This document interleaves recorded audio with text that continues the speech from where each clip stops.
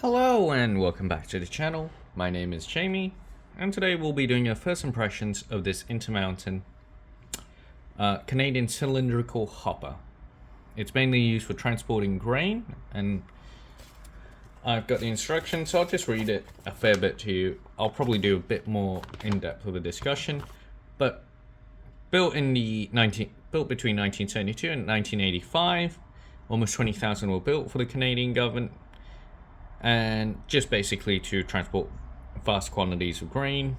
Many of them actually have been owned by other American companies such as Milwaukee Road, Warrington Railway, Pillsbury, and other grain companies. So there's a few manufacturers straight up that you've probably seen make them. I mean, Intermountain has made them. Kind of obvious why we have the Intermountain kit.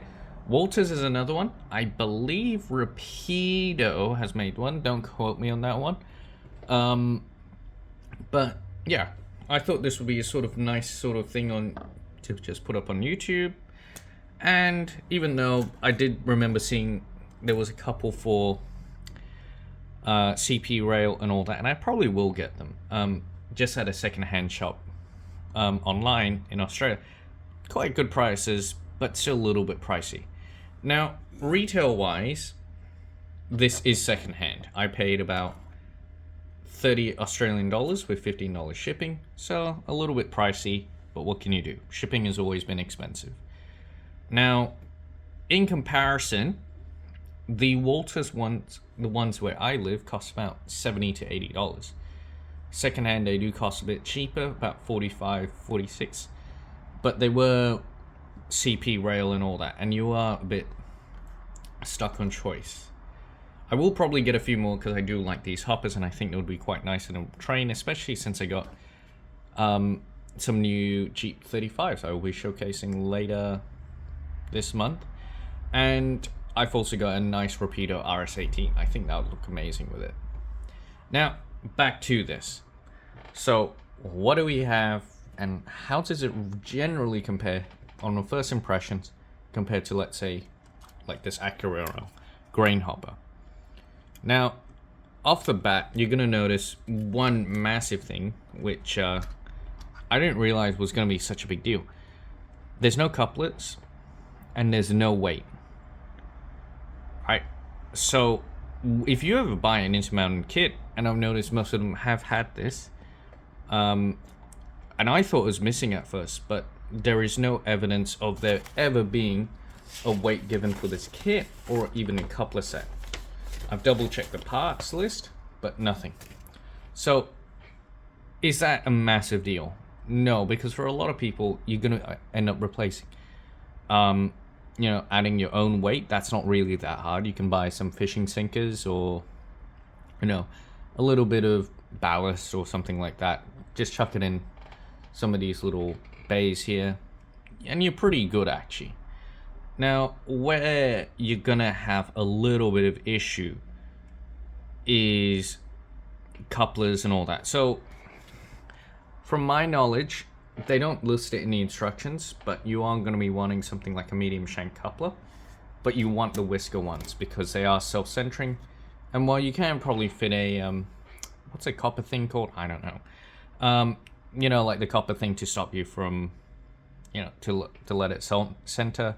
Yeah, you'll need one of those.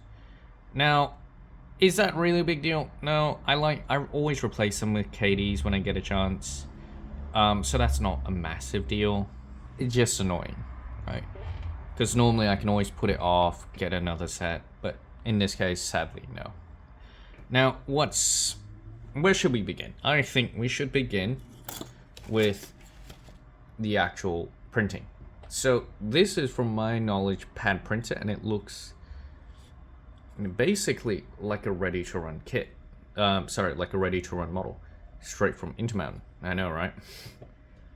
Now, that is actually a massive bonus over, let's say, your Acura and all that. The printing on this is sharper than most of the Acura, and actually quite thick. So, in comparison, we got this Burlington Northern one.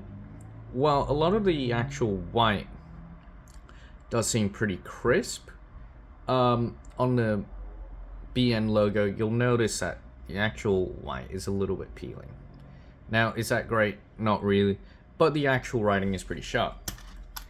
Now, the massive advantage this has is the actual paint's pretty thick, so you don't get so much paint bleed or anything like that, and it looks actually really sharp.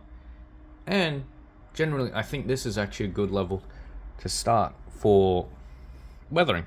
It's a nice blue, every detail is sharp, pad printed, so I think this will be quite nice to actually get weathered up. And actually just running around behind a RS18. That'd be great. Looks beautiful. Yep. And there we have the other side. Identical, just flipped over. And yeah, all of the numbering and all that is pretty much dead on, to the point of where you are able to read all of the writing and numbering. Especially if you, like, you know, put it right in your face, you are going to be able to read all that. And everything seems actually pretty much dead center, so there's no weird, like, on angles or anything like that. So that's good. Now, one other thing you are going to straight up notice compared to, let's say, your regular AccuRail kits is there's a lot more parts. I haven't really counted a lot of my previous kits, but you are just outright going to notice there's just way more parts. And is that good or bad? Depends. For me, what this means is you get pretty much a model that is identical to what you can buy in the shop. It just means that you are going to be putting it yourself together. Is that a big deal? No. The other thing is unlike a lot of other kits or even anything I've ever bought before, the actual trucks are in a multi-piece form. And what do I mean by that? I mean, you are going to actually have to physically build the trucks yourself. Is this a big deal? Depends, actually. I don't know how well they'll run. So I will be getting... So when I do my build video, and hopefully it comes out this weekend as well, I'm going to be actually quite curious to see how well they compare to, let's say, an AccuRail truck. Because if they're pretty crap, I'll just replace them with something... either buy AccuRail or just buy one in the shop. I know KD has replacement ones anyway, so that's not a big issue. Now, everything is pretty much in the same color as your cylindrical hopper, so that's not a problem. It just means that if there is some parts which aren't meant to be blue, you are going to have to prime them and paint them yourself. But overall, it's a good kit, but you can't help feeling that things are missing. Now, is the missing part a big deal? No, because most of the parts you are going to end up replacing sooner or later. It's just really annoying because it wasn't like this sheet was cheaper than most other kits on eBay. It's about the same price. So while you are getting a more detailed kit in comparison to, let's say, a lot of the other Proto 2000s, I've noticed. So while you are getting a more detailed kit, you can't help feel that, you know, when you open the box up, you are feeling like there are things missing in it. That was the first feeling I had. I was like, where's the weight? Where's the couplers? Hang on, why is the truck in different parts? So it's up to you whether you want a more complete build or, you know, or a more accurate build where a lot of the things that you are going to replace in the long run, you know, your wheels, your couplers with KDs, you know, it does mean that a lot less of it ends up in the bin. Now, overall, I am pretty happy with this, but it does mean I am going to go to a shop and go buy some new couplers because I would love to see this with an RS18.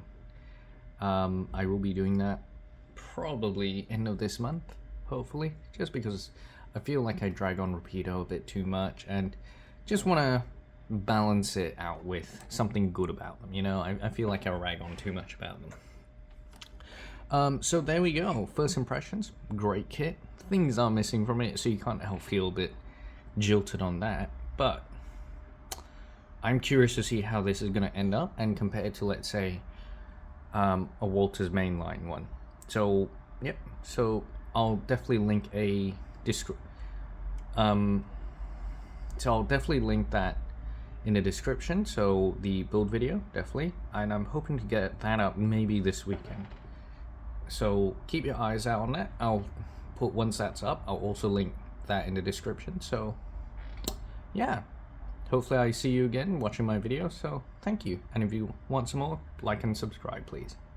Thank you, and hope you have a nice day of railroading. Goodbye.